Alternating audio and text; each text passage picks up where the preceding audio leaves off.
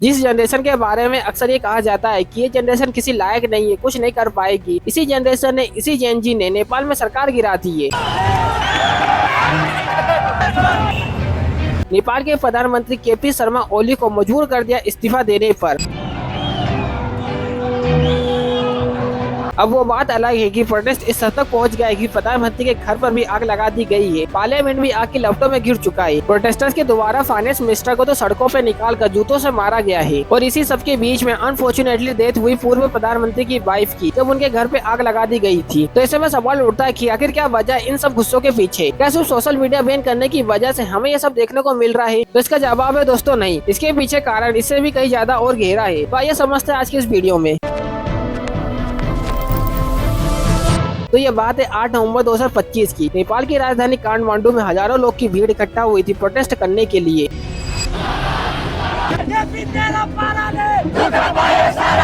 इनमें से ज्यादातर लोग 20-25 साल के नौजवान, जिन्हें जेन जी कहा जाता है। किसी ने स्कूल यूनिफॉर्म पहनी थी तो किसी ने कॉलेज की। इस प्रोटेस्ट को हामी नेपाल के नाम के एक एनजीओ ने ऑर्गेनाइज किया था और प्रोटेस्टर्स काठमांडू के बीच में मौजूद एक सिंबॉलिक मॉन्यूमेंट माइती घर मंडल से पार्लियामेंट की तरफ मार्च कर रहे थे। और यह पूरा मार्च लगभग पूरी तरीके से नॉन वायलेंट और पीसफुल था। लेकिन सरकार द्वारा पुलिस को तैनात किया जाता है प्रोटेस्टर्स को रोकने के लिए, और police water cannon, tear gas और रबर बुलेट का इस्तेमाल करना शुरू कर देती है। देखते देखते पुलिस और प्रोटेस्टर्स के बीच में क्लैश देखने को मिलता है। कुछ प्रोटेस्टर्स पार्लियामेंट कॉम्प्लेक्स के अंदर भी घुस जाते हैं, लेकिन फिर पुलिस जो वहाँ करती है उसे देखकर पूरा देश दंग रह जाता है। पुलिस ओपन फायर कर देती है कि प्रोटेस्टर्स के ऊपर लाइव बुलेट से कम 19 प्रोटेस्टर्स यहाँ पे मारे जाते हैं। 400 से ज्यादा लोग घायल हो जाते हैं। यह कोई रबर बुलेट्स नहीं थी, बल्कि एक्चुअल बुलेट थी। मारने वालों में से एक 12 साल का बच्चा भी था। जाहिर सी बात है, इस तरीके की तानाशाही देखकर कोई भी चुप नहीं बैठना चाहेगा। और जैसे ये खबर फैलती है जनता में, तो और लोग सड़कों पर आ जाते हैं प्रोटेस्ट करने के लिए। प्रोटेस्टर्स की संख्या बड़ी तेजी से बढ़ती जाती है। पूरी की पूरी सड़क जो है वो लोगों से घिर जाती है। सरकार कंट्रोल बनाए रखने के लिए दोपहर के 3:30 बजे कर्फ्यू लगाने की कोशिश करती है, लेकिन फिर भी कुछ नहीं होता है। प्रोटेस्ट और बढ़ते जाता है। काठमांडू के अलावा पोरखा, बोटावल, भरतपुर और दमक जैसे शहरों में भी प्रोटेस्ट होने लगते हैं।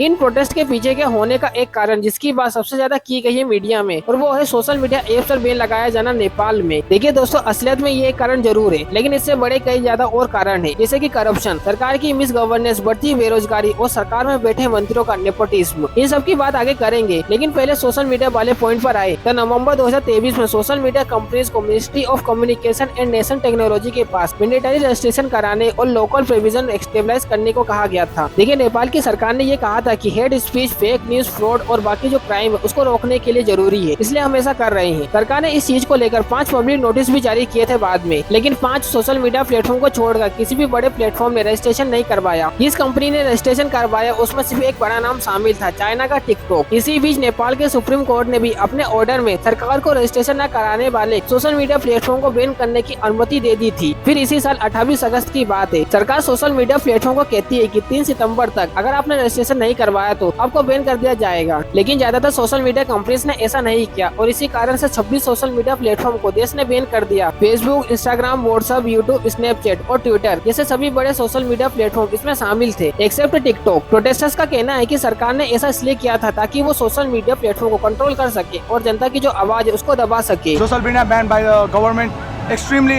It is against our freedom of speech and they want to control us just like a dictator. Social media पे बहुत से वीडियो वायरल हो रहे थे जो सरकार के करप्शन और नेपोटिज्म को एक्सपोज कर रहे थे। सरकारी मंत्रियों के नेपो किड्स और लेविश लाइफस्टाइल को एक्सपोज किया जा रहा था। असल में नेपाल की यंग पॉपुलेशन में करप्शन, बेरोजगारी और इकोनॉमिक इनइक्वालिटी को लेकर बहुत ज्यादा गुस्सा है। 2024 में नेपाल में यूथ एम्प्लॉयमेंट रेट 20.82% पर था। सोच कर देखिए, हर 5 में से एक नौजवान बेरोजगार है या नई जॉब्स क्रिएट नहीं हो रही है और लोगों को जॉब ढूंढने के लिए दूसरे देश में माइग्रेट करना पड़ रहा है। हालत इतनी खराब है कि हजारों लोग केवल पैसों के लिए रशिया यूक्रेन वॉर तक लड़ने चले गए हैं। फरवरी 2024 तक नेपाल के लगभग 15,000 से ज्यादा लोग रशिया मिलिट्री को ज्वाइन कर चुके थे। यहाँ इन लोगों को कुछ हफ्ते की ट्रेनिंग के बाद फ्रंट लाइन्स पर लड़ने के लिए भेज दिया जाता है। सबैजनालाई नमस्ते छ। म चाहिँ यता रसियामा आएको 2 महिना पुरा भयो लगभग।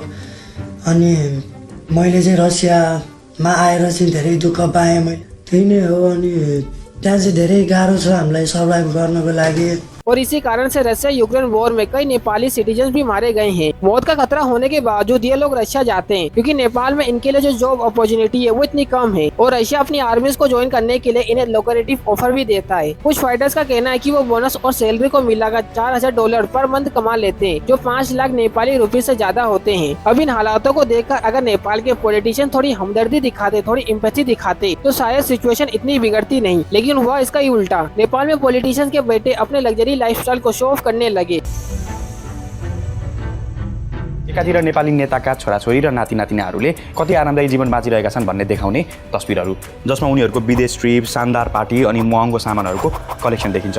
सोशल मीडिया पर लोगों ने इनकी आयरनी को दिखाया। वो लोग जब आवाज उठाने लगे, #नेपो किड्स ट्रेड करने लगा। जब बाद में सोशल मीडिया एप्स पर बैन लगाया गया तो टिकटॉक को ऐसे वीडियो से फ्लड कर दिया गया नेपाली लोगों द्वारा, नेपाली यूथ के द्वारा। इन वीडियोस में बस एक सिंपल सा कंपैरिजन दिखाया गया है आम नेपाली की डेली लाइफ में आने वाली परेशानी का और पॉलिटिशियंस के बच्चे की लेविश लाइफस्टाइल का। नेताओं के बच्चे जो डिजाइनर क्लॉथ में घूमते और लग्जरी गाड़ियां जो शो ऑफ करते हैं। टिकटॉक पर भी #नेपो किड्स और #नेपो बेबी ट्रेड करने लगा। 8 सितंबर को हुए प्रोटेस्ट में एक पोस्टर पर लिखा था, पॉलिटिशियंस के बच्चे विदेश से गुची के बैग्स लेकर लौटते हैं और आम लोगों के बच्चे ताबूत में यानी कि कॉफिन में लौटते हैं। यह रशिया यूक्रेन वॉर में मारे जाने वाले नेपालीज की तरफ इशारा था। इसके अलावा करप्शन भी एक बहुत ही बड़ा मुद्दा है नेपाल में। नेपाल का यूथ 70+ के सेम पॉलिटिशियन से फ्रस्ट्रेट हो गया है, जो बारी बारी से सरकार बनाते सरकार से जाते हैं। इसी कारण से मार्च के महीने में भी नेपाल में एक प्रोटेस्ट हुआ था, जिसमें कई लोगों ने कहा था कि नेपाल का रिपब्लिक बनने का एक्सपेरिमेंट जो है वो फेल हो चुका है और शायद उसे वापस मोनार्की बनना चाहिए। यह भी एक बड़ी कमाल की चीज है कि लोग इतना ज्यादा फ्रस्ट्रेटेड हो गए पॉलिटिशियन से कि डेमोक्रेसी हटाकर वापस मोनार्की बनाने की बात करने लगे हैं। असल में बात क्या है दोस्तों कि साल 2008 से पहले नेपाल का देश एक मोनार्की था, यानी कि सारी पावर जनता के द्वारा चुने गए किसी पॉलिटिशियंस के पास में नहीं थी, बल्कि एक राजा के पास थी। इनका आखिरी राजा किंग यागेंद्र को सत्ता से हटाने के लिए 2 बड़े मूवमेंट भी हुए थे। एक था 2006 का लोकतंत्र आंदोलन और दूसरी थी बहुत ही सालों से चल रही मायूस्ट इमरजेंसी। 28 मई 2008 को ऑफिशियली मोनार्की को अबोलिश कर दिया जाता है और नेपाल एक फेडरल डेमोक्रेटिक रिपब्लिक बन जाता है। We believe that all of us will work hard together to make the dream of new Nepal come true। तब से लेकर आज तक 17 साल बीत चुके हैं और इन 17 सालों की डेमोक्रेसी में 13 बार नेपाल की सरकार बदल चुकी है। कभी केपी शर्मा ओली प्रधानमंत्री बनते हैं तो कभी पीयूष कमल दहाल तो कभी शेर बहादुर देववा। इन 2-4 पॉलिटिशियंस के बीच में पावर रोटेट करती रहती है, गठबंधन बनते और कुछ महीने बाद टूट जाते हैं। नेपाल में 2 डोमिनेंट पॉलिटिकल फोर्सेस है, नेपाली कांग्रेस और नेपाली कम्युनिस्ट। नेपाली कम्युनिस्ट की 2 मेजर पार्टीज है, Communist Party of Nepal, United Marxist and Leninist और Communist Party of Nepal, Maoist Centre. यही पार्टीज आपस में और छोटी पार्टीज के साथ अलायंस करके अपनी सरकार बदलते रहते हैं, लेकिन इन 3 पार्टीज के ही हेड्स पर करप्शन के आरोप लगे हैं। नेपाली कांग्रेस के head former PM Sher Bahadur देववा पर एयरक्राफ्ट परचेस में इलीगल कमीशन लेने का आरोप है। उनकी पत्नी अर्जू राणा देववा जो अभी नेपाल की फॉरेन अफेयर मिनिस्टर है, उन पर नेपाली सिटीजन को फेक डॉक्यूमेंट के जरिए भूटानीज नेशनल दिखाने का आरोप है, ऐसा करके उन्हें रिफ्यूज के तौर पर अमेरिका भेजा जा सके। CPN-MC के हेड और 3 में प्राइम मिनिस्टर रह चुके पीयूष कमल दहाल पर माओइस्ट गोरिल्ला फाइटर्स के लिए आए पैसों को डाइवर्ट करके अरबों रुपए खुद लेने का आरोप है। और CPN-UML के हेड और current prime minister KP Sharma पर भी एक करप्शन केस चल रहा है, क्योंकि उन्होंने सुप्रीम कोर्ट के एक आदेश को वायलेट करते हुए एक टी स्टेट को कमर्शियल प्लॉट्स में कन्वर्ट कर दिया था। इसी तरह 3 और प्राइम मिनिस्टर पर भी सरकारी जमीन प्राइवेट इंडिविजुअल्स को देने का आरोप है। अब देखिए नेपाल में 2006 से ये प्रैक्टिस है कि किसी भी पॉलिसी डिसीजन के लिए किसी भी पॉलिटिशियंस के खिलाफ इन्वेस्टिगेशन नहीं की जाएगी। ये प्रैक्टिस करप्ट पॉलिटिशियंस को किसी भी एक्शन से इम्यूनिटी प्रोवाइड करता है, जिससे करप्शन बहुत ज्यादा हो गया है। और आप इमेजिन करो दोस्तों, इस इनइक्वालिटी, एम्प्लॉयमेंट, करप्शन और नेपोटिज्म के बीच में अचानक से अगर सरकार सोशल मीडिया पर बैन लगा दे तो लोगों के अंदर जो फ्रस्ट्रेशन था, जो गुस्सा था, वो बिल्कुल टिपिंग पॉइंट पर पहुंच चुका था। और इस बैन के बाद वो जो गुस्सा था वो पूरी तरीके से एक्सप्लोर कर गया।